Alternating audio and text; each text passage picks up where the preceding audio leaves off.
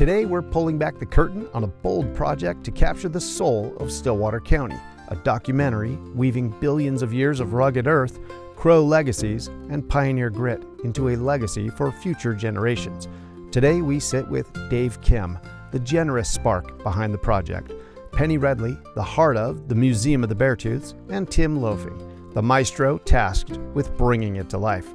From a casual visit to a cinematic crusade, this is the story of a community's past fueling its future. Welcome to the Big Fat Podcast and our They Gazed on the Beartooth series, where we unearth the tales that built Stillwater County in partnership with the Museum of the Beartooths. Hey, if we strike a spark of value today, hit that like button, consider subscribing if you haven't already, and share this episode with your history-loving friends. Dave Kim. Yes, sir. Thank you for joining us here today at Big Fat Studios. And Penny, thank you for making this happen and letting me be a part of this. And we have Tim Lofing here with us as well today. I should be going through and... You don't need to show any of my face. Just show these guys. That's great. And yeah, so this is awesome. And because this is a really neat project that came about, and I get to finally hear the complete origin story. I was late to the museum the one night, and I understand that you spoke and gave some history on some things there, and I felt bad that I missed that. I didn't even know that was happening, and so I'm glad we got this opportunity to kind of talk about this big project for the county here. How did this come about? Who would you, Penny, would you like to start that off with us? How did it start? Well, Dave and Judith came to me. We just came in to see you. We didn't know we were going to end up with this. So, we stopped by to see Penny, and we were just chatting with her about things that the museum was doing, and thought, well, what can we do to help? So it was literally just like a visit. You just stopped by just to visit. This wasn't, you didn't come over with this already in mind. No. Okay. We just came to visit. Okay. And she was in the process of trying to decide whether she wanted to move the museum to the courthouse, as I recall, which didn't happen in the end, I understand. So we were just chatting, and so we were saying, well, what could we do, and so somewhere the conversation came up about, well, how about a little short video kind of thing that Penny could show, on a rotating basis. And then it was my wife came up with the idea, well, how about a little documentary? So we chatted a bit about that, and after we got home, Judith and I talked some more about it and thought, well, that'd be kind of cool. My family had been in Stillwater County since the mid-1880s, so we've been around a long time, like a lot of families around here, and thought, well, that might be kind of nice. And so we thought, well, yeah, so we approached Penny with that idea about how about a documentary, and she kind of liked the idea, so we, of course, didn't have a clue how we were going to do this. But, yeah, a documentary is kind of a big, broad project. I mean, that would be overwhelming when you're first bringing that up. Did it feel overwhelming at the get-go, or were you guys just like, oh, we can do this? Yeah, well, I mean, we didn't know what the hell we were doing, so we thought, well, we'll just put together a short film and have some of our... At the time, I thought we could get maybe some help out of Montana State University, out of the film group up there, and maybe get some help and some ideas from them. And there are a couple of folks that Penny knew here locally who had done those kind of things before, so we thought, well, let's give it a shot. So that's where we started. And like manna from heaven, of course, Timothy decides to come back to Columbus. Weird timing. Yeah. Fortuitous timing. Fortuitous, for sure. And so once he agreed to get involved in the project, it all of a sudden became a big project, a bigger project. And anyway, that's what we decided to do it. I thought, from my family standpoint, since we'd been here, we thought we would do it in my family's name, my grandfather and grandmother, Oliver Kim and Myrtle Kim. Do it Oliver T. Kim and Myrtle Kim family effort. So where did they come from? You say they got here in the 1880s, and where did they come from? Well, my grandfather came from Ohio. My grandmother was born in Cook City. I don't even know the story of how they got together, but obviously they did. Born in Cook City. Yeah, and rugged. Yeah. Yeah, this was rugged territory back in those days. Yeah. And so he was a freighter, horse and wagon kind of freighter. Right. And then somewhere along the way, he started buying real estate, and he owned the what we call the meat cleaver ranch up on the Stillwater, just below Upsorky. And then he owned the halfway place. And then he owned a place out here by Timothy's place on the flats. And so he was around. And there's such a transformational time, not only in this area, but in history. It's my favorite time period. Yeah. And the more I've come to learn about this area, that time period, there was just, there was so many things changing. There was the Crow Agency was moving. There was an end of a way of life for the Indians. There was the railroad had come through, settlements, homesteaders. All of this was going on. Everything from all of my favorite movies and books growing up. I mean, all the good and the bad of what happened during that time period all happened right here. To me, it's a fascinating crossroads. Yeah. So to have had family here involved in that is, to me, that's epic. No, I think you're right. I mean, with all the history, the Lewis and Clark folks, earlier on, of course. Yeah. Came through the area, and there's a lot of history around here. Yeah. And so it was an interesting time, for sure. So anyway, we decided to do this, and Timothy, thank the Lord, is here to help us. So Tim, what was your thought on that when you first got approached on this? What was your feelings? I go at it with, the same as I do with any project. You don't really know what to expect, right? Your Penny had came to me and said, we were doing this little documentary film, and would you be willing to take a look at what we're trying to do in the budget? And so you always go at anything with an open mind creatively. We sat down, and one thing led to another. We were on a Zoom call with Dave saying, hey, this is a plan we'd like to do, but it's going to take, a much bigger support system to make it all happen. And I consider myself super blessed. I never thought in a million years I'd be in my hometown doing a documentary film in my own county. Well, because your family are long-timers here as well. Now, when did your family first come to this area?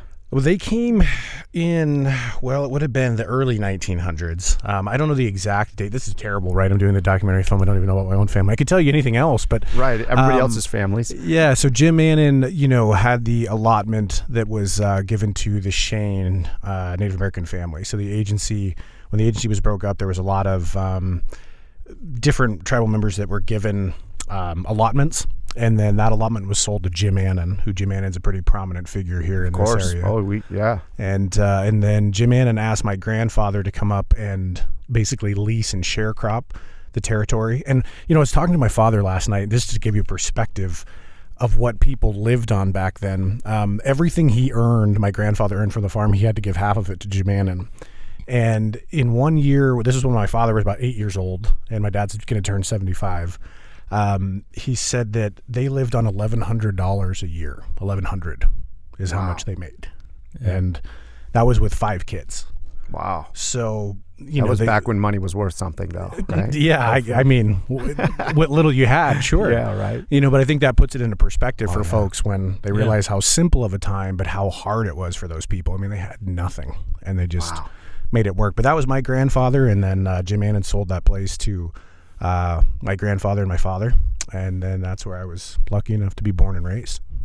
Wow, that's incredible. And I think that this is, if I was to put myself in your shoes, I mean, this is what an opportunity to be in the line of work that you're in with the experience that you have, to come home and all of a sudden be asked to be a part of a project, like you say, in your hometown where your family has so much history. Dave's family obviously has so much history.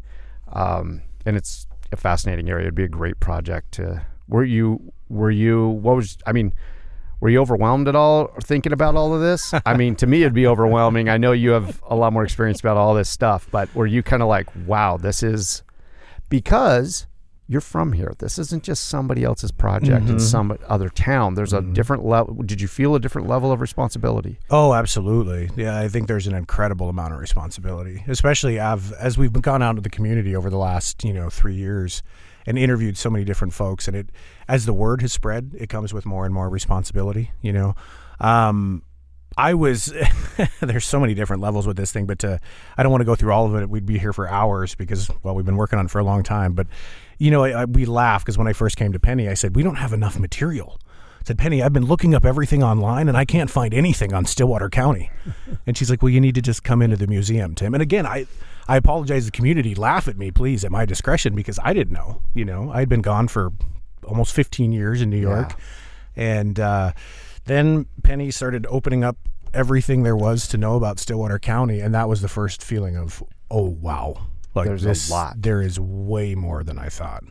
So that part of it was a bit overwhelming writing the first script, because I think we ended right around like 180 some pages of script, which, translating script into voiceover for film and television is a very different thing. That comes out to about 6.5 to 8 hours, and that's just way too much material. So yeah, but it's just been a journey, man, and I'm thankful for Penny, who every time I should have learned by now. I should just listen to Penny more. That's honestly it. Like when she tells me this is a great person to interview, just do it. I found that too. It's just a good general rule of thumb. Just listen to Penny. Yeah. Yeah. Yeah. Yes, Penny. What were your thoughts when this when this started to formulate here and this started to happen? What was your thoughts and emotions about this? Well, I knew it was going to be a big project, but I'm the type of person that jumps in with both feet, and I figured we had to figure out a way. And with Dave's lead and knowing people at MSU Bozeman, I felt like that was our first step, was to try that.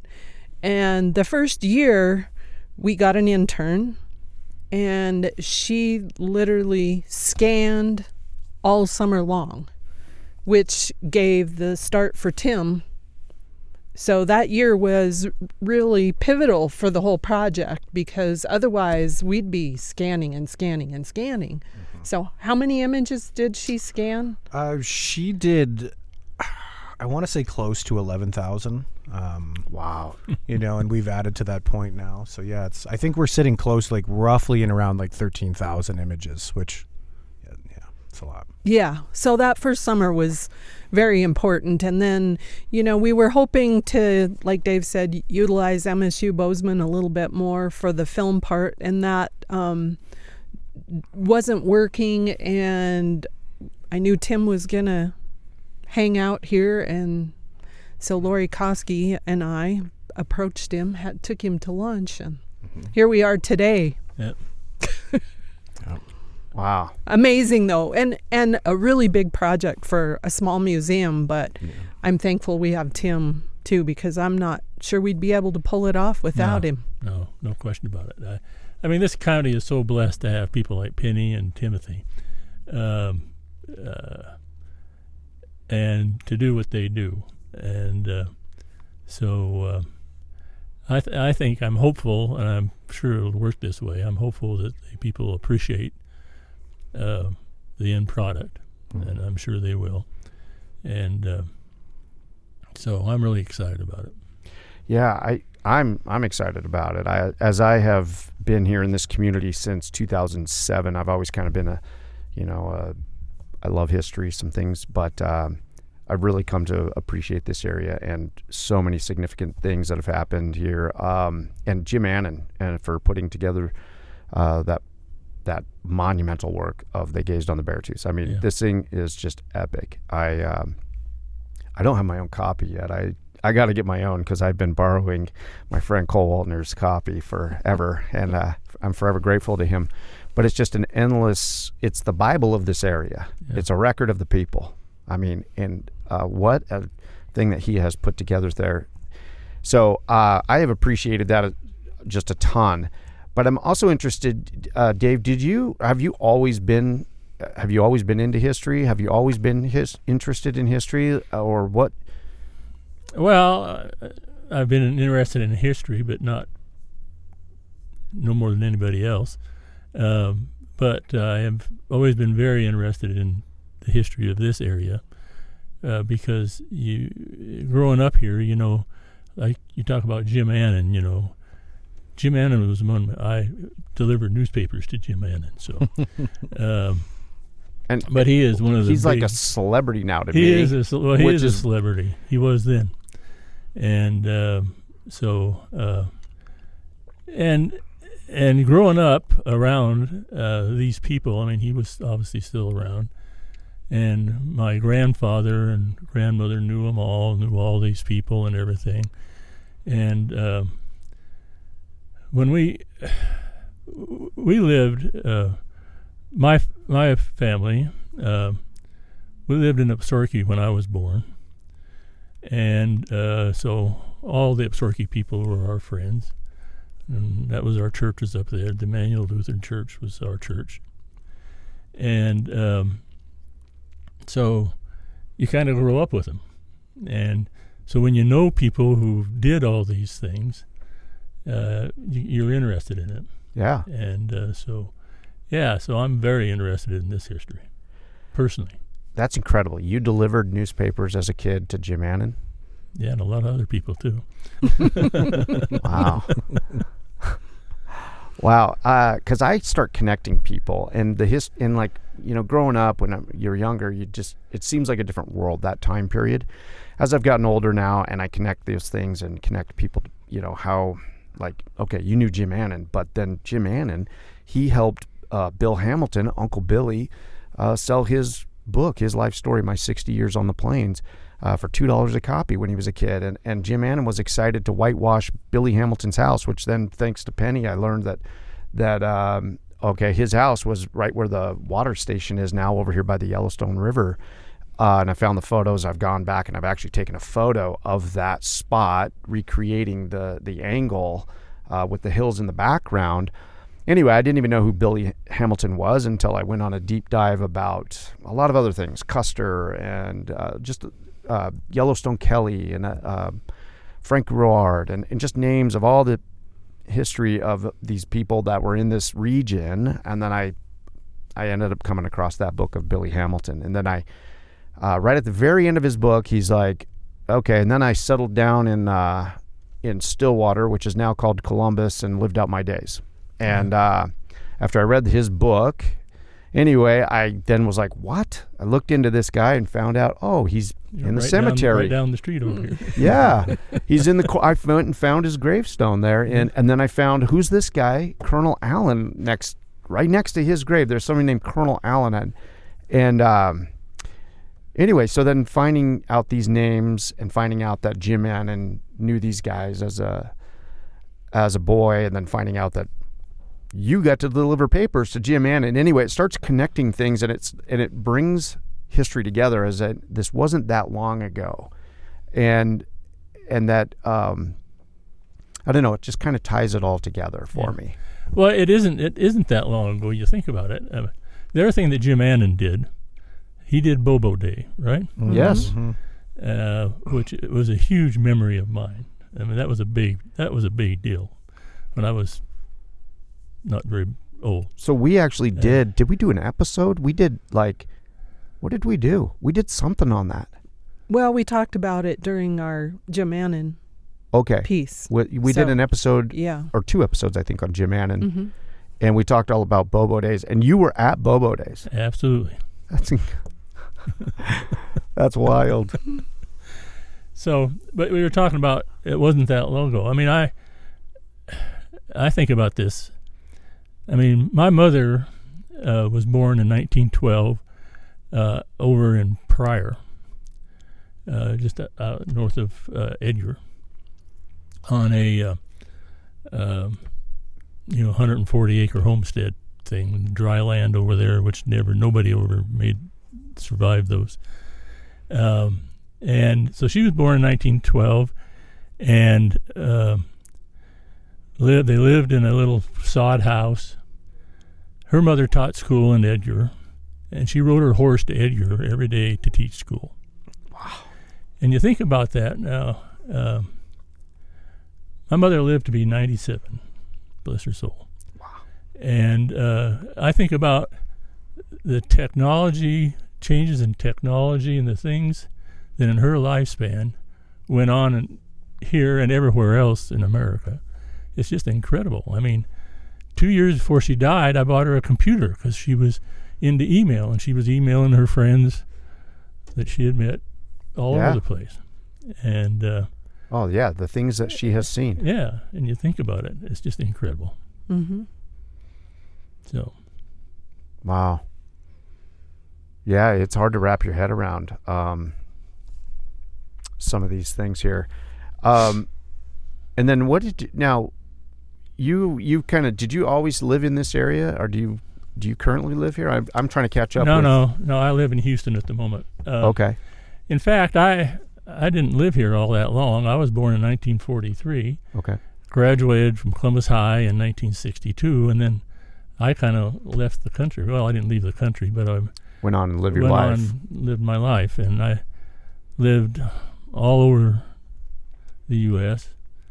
and spent some time in Europe, spent a little time in Southeast Asia, like a lot of. And when you say you spent some time, what brought you to those parts of the world? Well, I worked for an oil company, Conoco. Okay. Continental Oil Company it was at the time.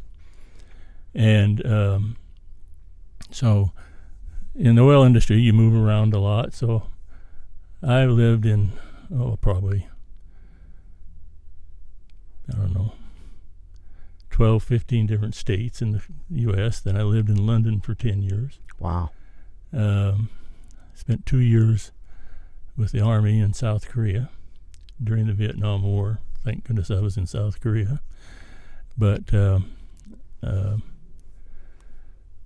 South Korea has undergone so many changes since that time period, right? I mean, certainly has. I mean, the things that you've seen, also just the changes in your life. I mean, oh yeah, everywhere.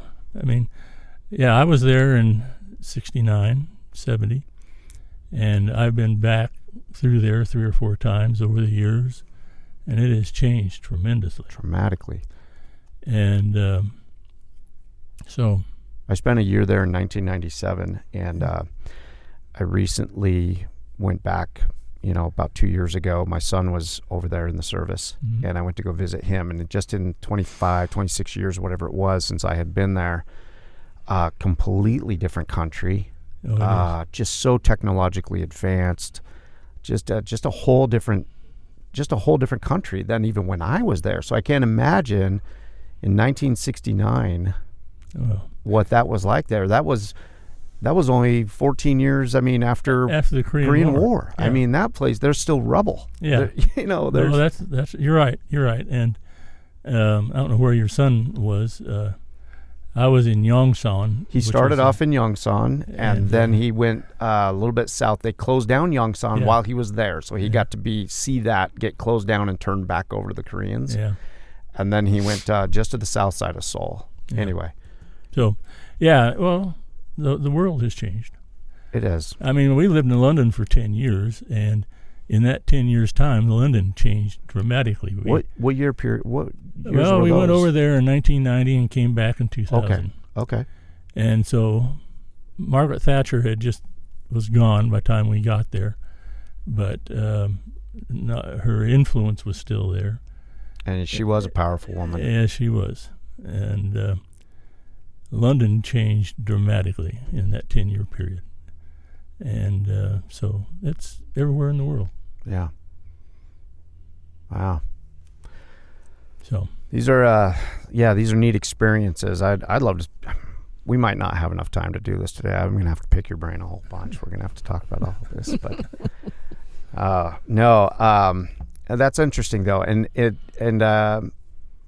then you find yourself back in Columbus, talking to Penny and getting this thing going forward here. Is this?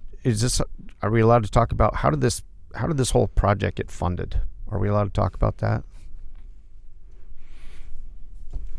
Well, you got a grant from somebody. Yes, we remember.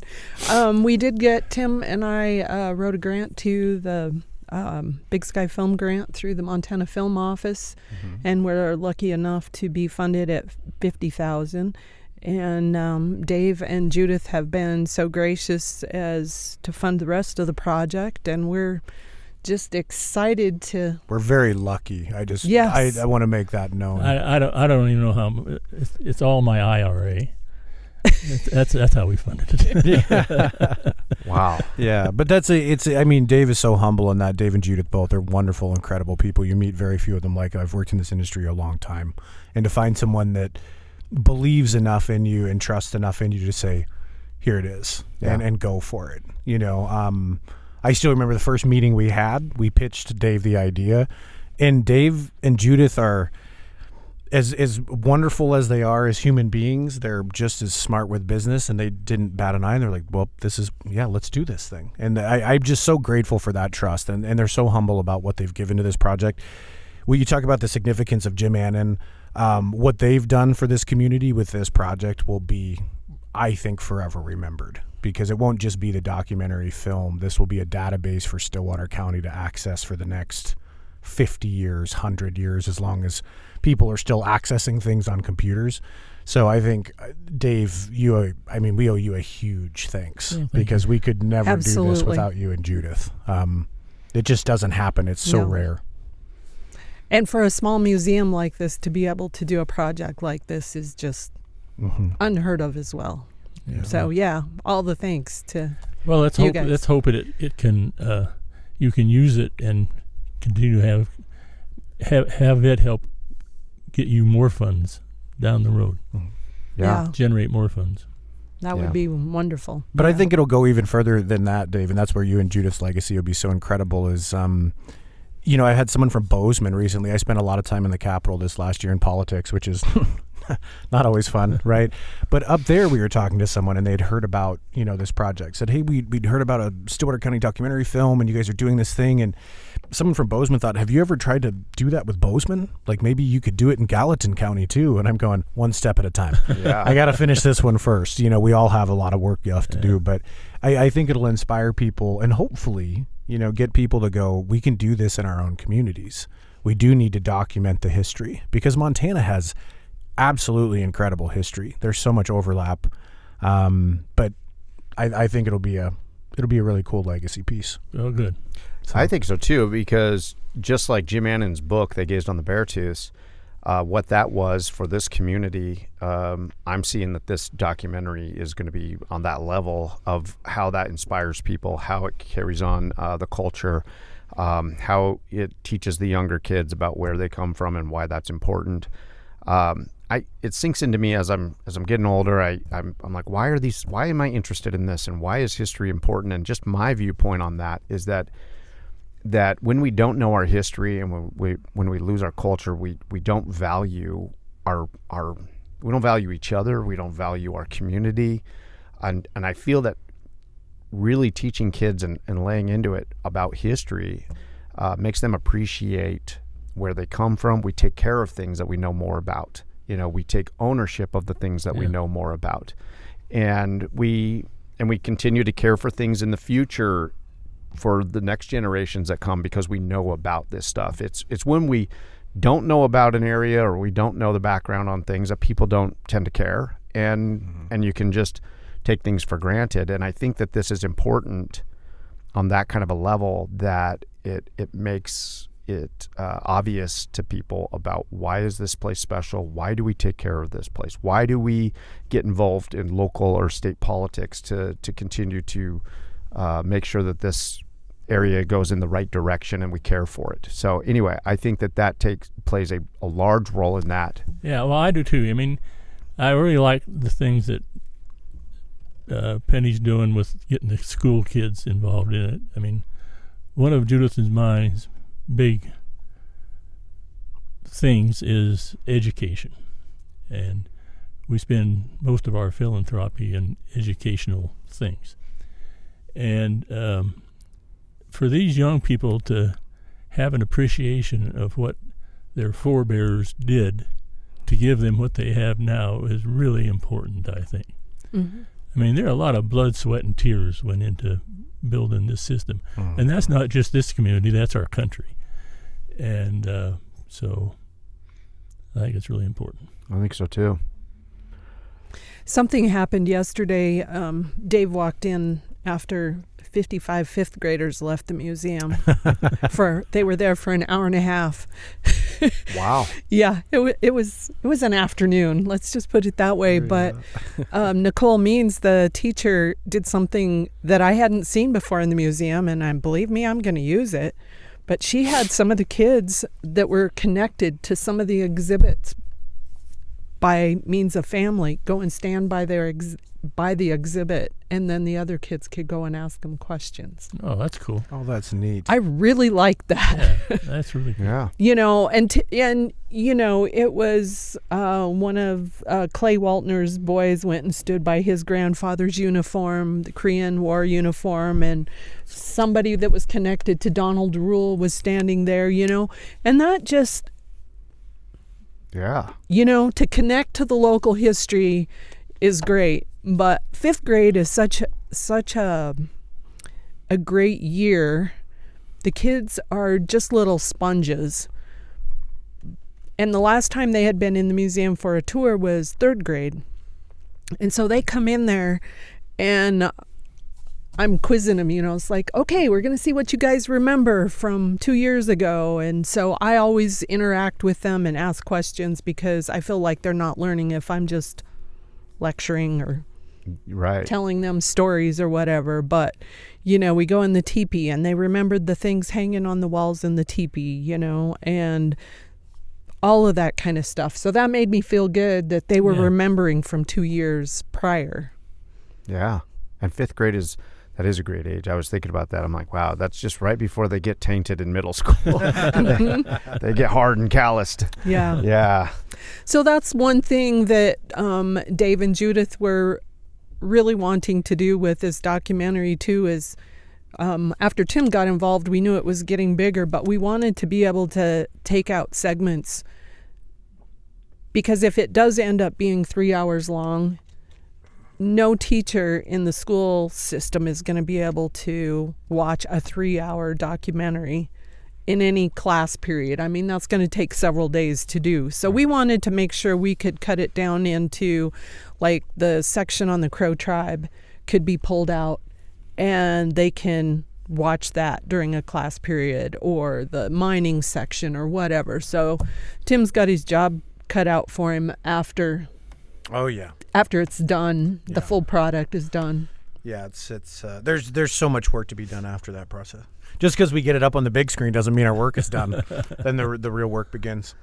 Yeah. So that was important to Dave and Judith to absolutely make sure it was accessible to all the schools in the county and beyond. Yeah, absolutely. So what is the full scope of this documentary? Like what time period is it starting at? And obviously we're coming up to modern time now, but what is the scope of it? And has it always been that, or has this project evolved? Well, I think you two should talk about before I got involved, and they could fill you in on that story, and then I can tell you about the crazy vision we're at now, So. You go. Okay. Well, I think originally we were planning on using the book that the museum published in 2013 kind of as our starting point, because it's a good overview of the history of the county, with the people who were here before, all the immigrants and that kind of thing, through the mining history and the immigration and, homesteading, all that stuff. So that's kind of where we started, and it's grown a little further since Tim's gotten involved, because we've had the ability to talk to Ennis Garrity, who's a retired geologist from Siboney Stillwater, and other people. So it's grown to what Tim can tell us. Yeah, it's and that just comes with the amazing the resources that we have in this county. It's a testament to how incredible Stillwater is, the diversity of the project. Talking with Ennis, as I joked when we first started, Penny, we don't have enough material. Yeah, little did we know. Once we started talking with Ennis, he said, well, the oldest rocks are 3.2 billion years. Oh, my And goodness. I said, well, how do we know that? He goes, well, they're right up there in the mountains. We've tested them. So the fact that, Stillwater County now has, because of what they found in New Zealand and in Russia, the fourth oldest rocks in the world, but still 3.2 billion years. I mean, we're talking about, not to get too far into the weeds of what you'll see in the documentary, but that's pretty much when, the tectonic plates were starting to shift, you know what I mean? But that's kind of the same time like the earth was covered in lava. It's so old that we know the date of the rock, but scientists are still debating what the earth looked like back then. Like, we really don't even have a solid opinion. But the fact that we can see, over 15 layers of different, periodic table of 3.2 billion all the way down to dinosaurs, which dinosaurs are this little minuscule thing in what we can actually see up here in the Beartooth complex. So yeah, we span from 3.2 billion years into early man, into the story of the Crow tribe, and then from Crow tribe into colonialism, and then colonialism into a world at war, and then after the wars into modern culture. So we cover a huge full span. gamut. Yeah, the 3.2 billion years is probably the biggest challenge, because how far do you go into that? The first original script that I wrote that no one will ever see, because it was so long, was about 40 pages just on the geography. And then you start tailoring that down and you go, it's going to be an hour just on geography, You started with Genesis, right? I did. I did. Yeah, in the beginning, right? So, but there's just so much. There's so much you could do. I mean, you could do a full 1 hour, 8 episode, episodic on Stillwater County. There's so much to this area. It's incredible.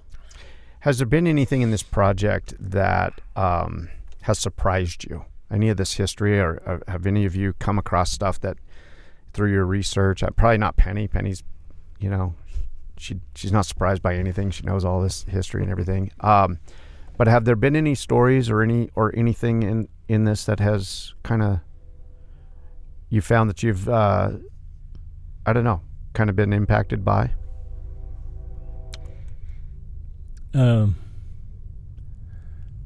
Well, nothing. I guess I didn't realize. A big part of my time in this area, Mowat Mine has always been there. I know it's not called Mowat Mine anymore, but to me it's Mowat Mine. Mm-hmm. And I didn't realize that the mountain camp was still there. And I would love to go up and see that sometime. Penny knows people, mm-hmm. and we just need to lean on her, because I have not been up there either. Yeah. And, we can make that happen. Yeah, I would love to do that. Helicopter? Well, I don't know. But my father was involved in helping build the roads and things back into the camp up there. So I have a lot of family connections to that stuff. And yeah, that would be an interesting trip to go up there, knowing that your dad, that is a rugged area, and to know what the conditions were that he dealt with up there. Yeah. Wow. I think it's a great project. I'm excited for it. Tim, if you want to leak some stuff to me, feel Feel like you can leak Yeah, something. I can leak you some prelims. Yeah. When we get our first story edits, I'll let you in on some fun stuff. So the CGI creation we're doing right now is what excites me the most. I don't want to talk too much about it, but it's with AI the way that it's developed now. We have 4 different platforms that we're working on with different creating this geological Stillwater County 3.2 billion years ago as best to our records, and it's just fun. Oh yeah, It's just totally new frontier right now with AI. So well, there's it a lot allows of- you to come up with so many more visuals. Oh, absolutely. And some of them are great and some of them aren't. You know, like we were working with AI, which isn't giving too much away, but, you know, with animating some of the black and white photos, the traditional style of documentaries, the Ken Burns, which God bless Ken Burns for coming up for that method. It changed everyone's way to bring these to life. But now, you know, you take these black and white photographs and it animates them, and you can give it directions and prompts on things. And some of them are great and some of them are awful, right? You know, you get like arms coming out of people's faces and you're like, I didn't tell it to what's going on. So it's not there yet, but Right. it's fun. It's a whole new frontier for us to play with. So Wow, it's very I'm cool. looking forward to that, because even some of these old photos, even if you can just get a blink and a little smile, that just brings them to life a little bit, without changing anything, it's powerful. Yeah. That's kind of a Sunday. I don't know why it's a Sunday thing for me, but I look at a lot of on YouTube. I watch a lot of things like that where they take old photos and old historic periods and they animate these things just a little bit to bring them to life, and I find them very powerful. So that's good stuff. Now, not to break anything, but Penny tells me you have some exciting things coming with what you have on the Indigenous. Yes, we just recently did 2 interviews, and I'd like to thank them on here. Shane Doyle and Tim McCleary were absolutely incredible interviews. The history they knew, I thought I knew a lot about it because of course, like you read so many books, but it's nothing to talk to someone that's lived that culture. Or just embraced it every day. I mean, Shane has things coming out on the History Channel this month on Sitting Bull. He was on that, but just such historians and absolutely phenomenal history. I mean, thank goodness everything that I've written so far is correct. You know, like that's a win because you never really know. I mean, the difficulty with Indigenous tribes and with any Native American culture is that so much of their culture was never written down. They didn't have a written history, right? There's very few accounts that actually recorded anything. They had an amazing sign language system across the North Plains. They had obviously their language, but there was no way to write it down. So talking about the history is really important to get it authentically. And those 2 interviews that we just did were mind-blowing. We were in the chair for about 3 hours apiece. But I mean, we talked through everything from the Mississippian culture, which I knew a little bit about, but I mean, you're talking about a centralization of 50 to 80,000 Native Americans in the U.S. in one central city, all the way to, you know, the migration of the Crow people. It was just phenomenal. Good. So Good. I'm very, very excited. So And now you get to extract from that and figure out what goes into your documentary. Exactly. And that is, I don't envy that. I don't either, man. No. But I love it. You know, you got to just take it a day by day. And it's funny when we first started with Bozeman, right? And I really wish we could have worked more with him too. And it wasn't because Bozeman isn't fantastic. It just wasn't realistic for when the project grew to that size to have an intern down here living, shooting with us on and off, because we don't shoot all the time on the documentary. But yeah, it's a you got to just take it a day by day. Will Otherwise some of it's this, I know you're going to put together one main production here, but will some of these resources or these recordings, will they be available in a full, so like somebody could say, oh, I've seen this, but I want to see the full interview with that guy. There was excerpts here in this documentary, and then great. How That's what I mentioned earlier, why it's such a testament to Judith and Dave for the long-term education. All of this will eventually be, and maybe that'll be another thing we apply for, looking for more grants as this project ends and we go into another project. But putting together the database that anyone, what my goal is to have an internet database. So anyone in Stillwater County, like Dave's, for example, we have transcripts of every interview, and we've done 46 now. The shortest is an hour. So I can't even tell you how thick that transcript book is. It's ridiculous at this point. But the keywords will be in that database. So if anyone wants to know about the Kim family, or there's keywords that come up, they can type those in the search menu, and then those interviews will automatically come up, and a person's able to select those. And then eventually, if we can get the right AI to work with the smart system, that way they can type in really specific keywords. So it might be, like Dave was mentioning, something about the Korean War, right? Anyone that talks about that, they can find it in those stories and, be able to research their own. So there'll be a lot of database. Like I said, we'll probably end up with probably close to 50 interviews, and all of those will be available for Stillwater County. That's incredible. Yeah. Oh, wow. I'm looking forward to all of that. It's a monumental task. And are you then, I know you talk about an intern, but are you basically, you're heading up you oversee this whole production, but you're also researching, you're writing. Are you the main researcher then, and you're the main collator? Yeah, it's a group effort. I was always taught to give credit to everyone else before you take any for yourself. So Penny is instrumental in all of that, and obviously what they've put together with the Beartooth Museum is incredible. And this is, I admit this with 100% humility, I didn't even know we had a museum in town. Again, I'd been gone for 15 years. I came back and Penny said, well, come into our little museum. And I'm going, a museum? And then you look at the pictures online, and it's a cute little building.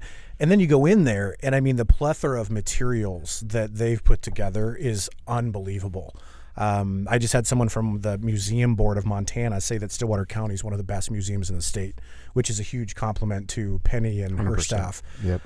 So that's instrumental. We still joke about it. I called Penny one time and I said, I need something from a 1900s Jubilee, the first one ever done in Columbus. Can you find something? She found the newspaper. We have it. It's there. So having that database and having that system is instrumental. And it's going to be collating, but I do have to put everything together. The writing, that's my job as a producer, is when I take my hat off of directing, the producer hat goes on, and then the whole project, has to facilitate. But again, Terrell Vinson, who is kind of the unsung hero of this whole thing too, who is our director of photography, we could do none of this without Terrell.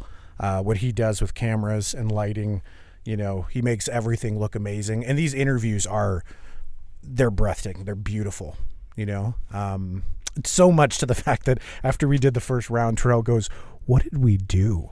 We've got to do this for all of them now, It sets a standard. It sets a standard. You're right. So, but yeah, man, it's just it's a big undertaking, a big journey, but it's been an incredible ride. And I can't imagine when it's done.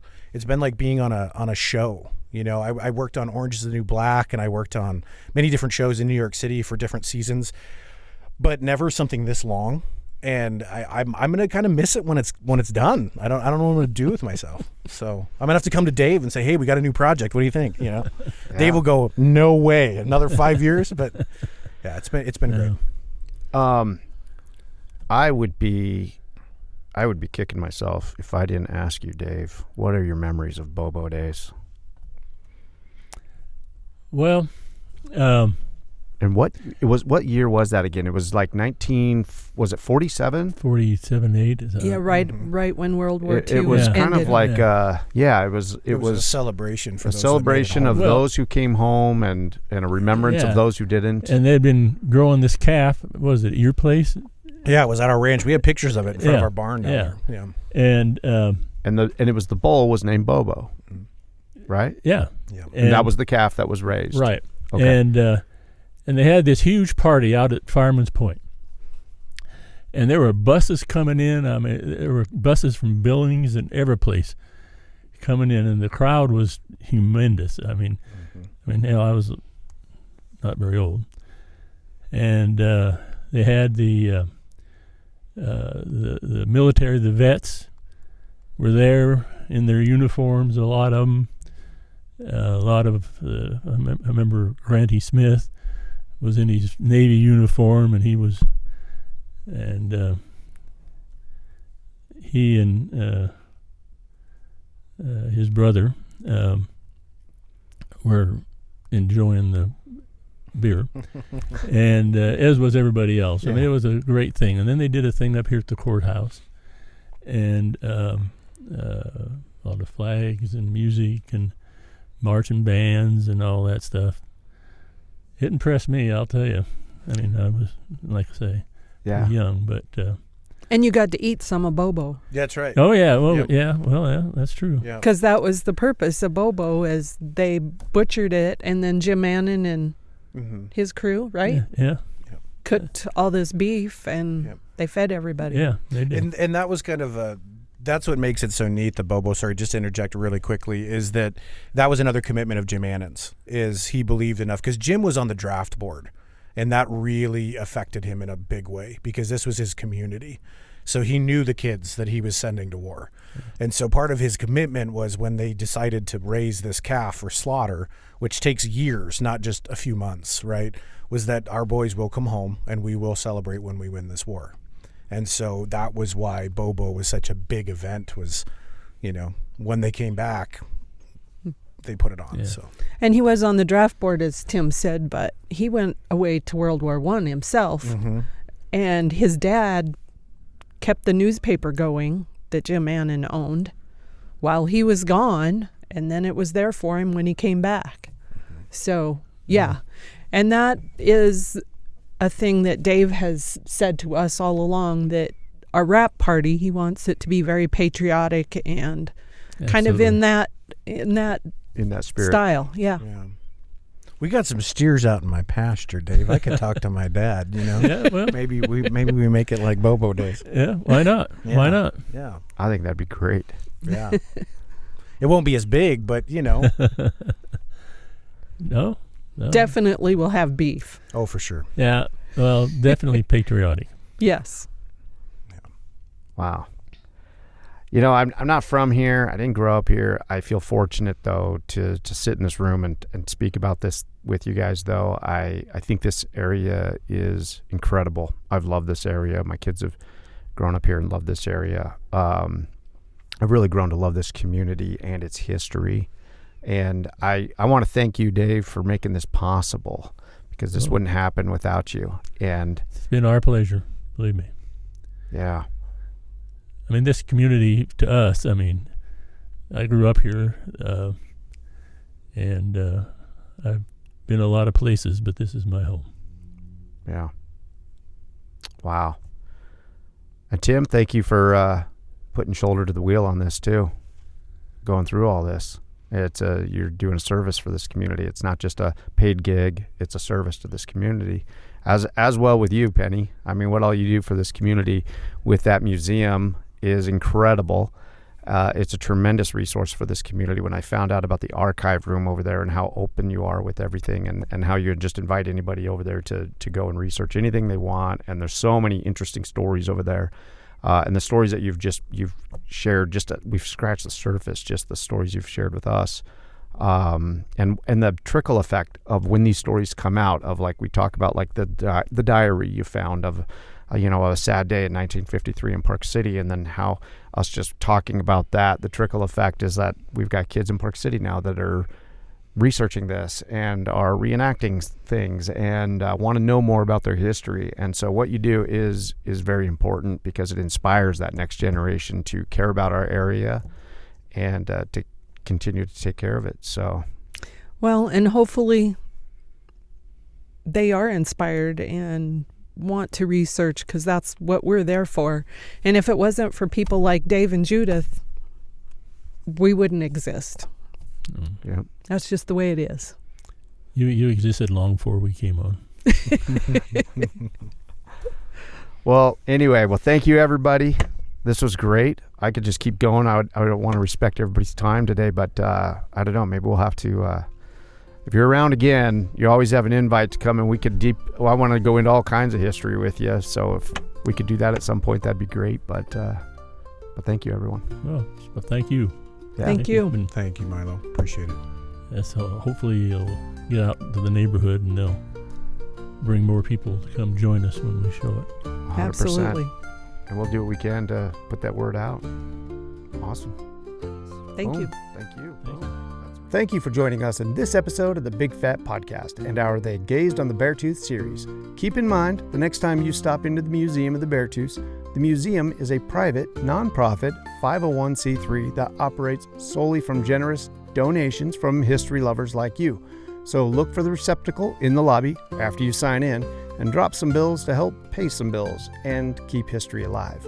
And you can always show your support by hitting that like button, subscribing if you haven't already, and by sharing this episode with your history-loving friends. We'll see you next time.